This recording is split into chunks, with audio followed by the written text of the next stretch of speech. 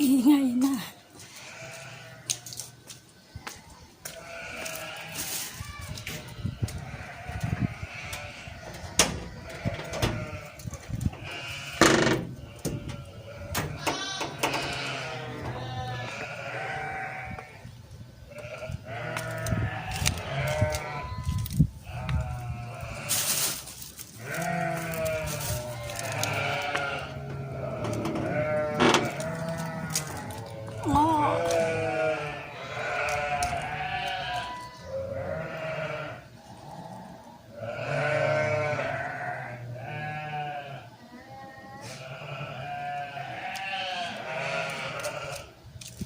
Palibutan kami ng buhok ng bundok.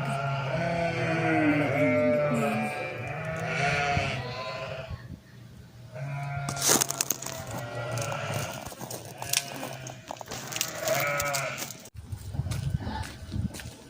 Ikot tayo.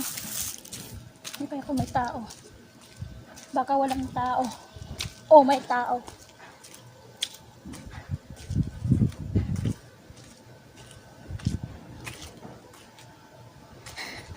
Umikot lang.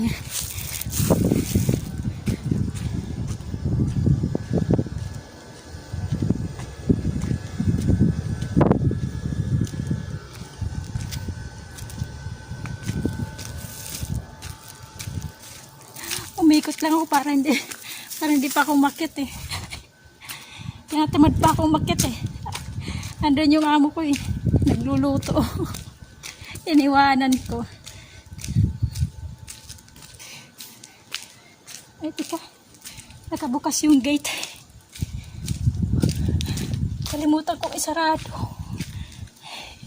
Nakabukas.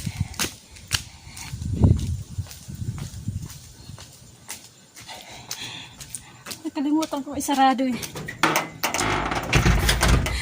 Nagpakain ako ng tupa eh. Nakalimutan kong isarado eh.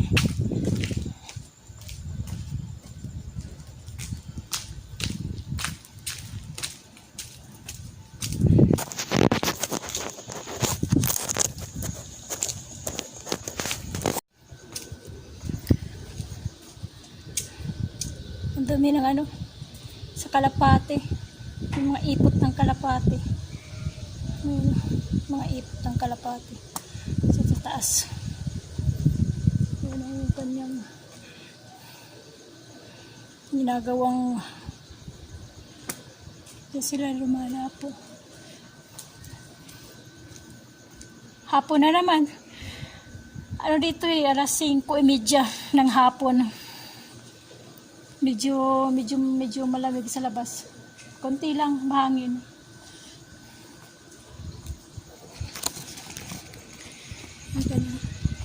Medyo madilim-dilim na.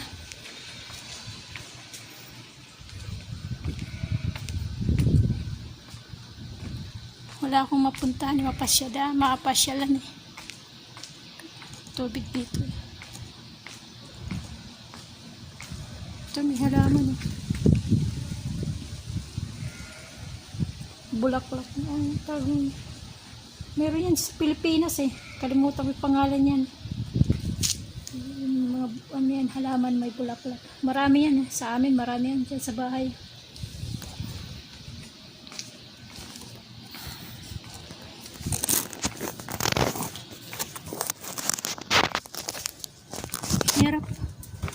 Hirap pindutin na.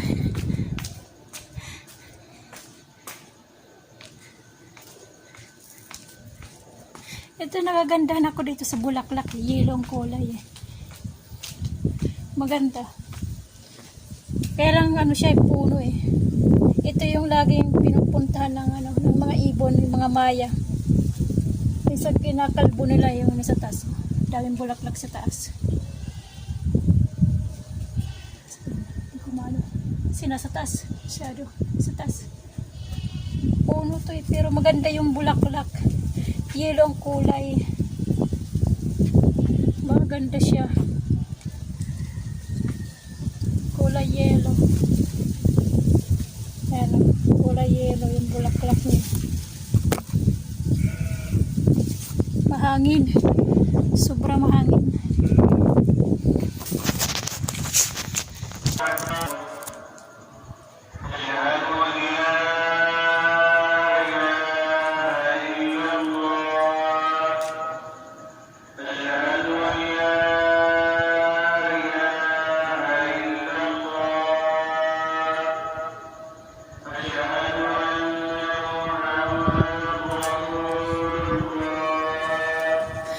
Nagsisibabaan na naman yung mga amo.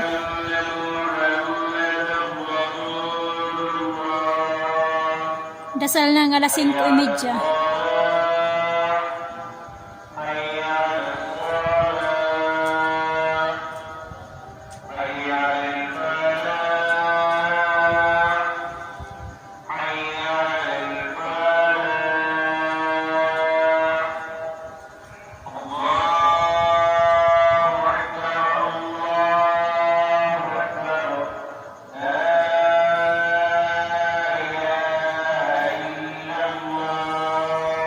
Magsisibabaan na kasi magdadasal sila eh. Punta sila ng ano nila. Yung kanilang pinaka-chapel, dito sa likod lang. Yung iba naman umaalis hanggang doon sa may ano. Ewan ko ano yun, yung kanilang mosque, yung iba. Pero yung iba mayroon dito sa dasalan, dito sa baba. Pang ano yung pang 5:30 ng hapon.